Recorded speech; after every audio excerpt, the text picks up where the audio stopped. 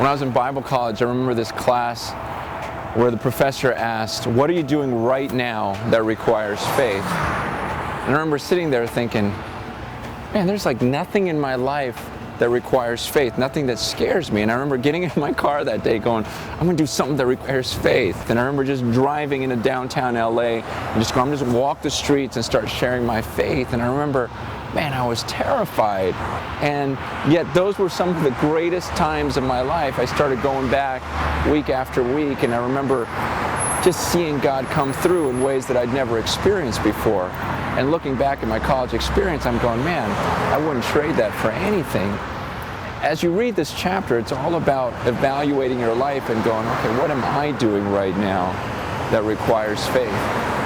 And I want you to ask yourself that question, and my hope is that when this is done, that you actually go and try something, anything. Don't worry about, is this exactly God's will for me?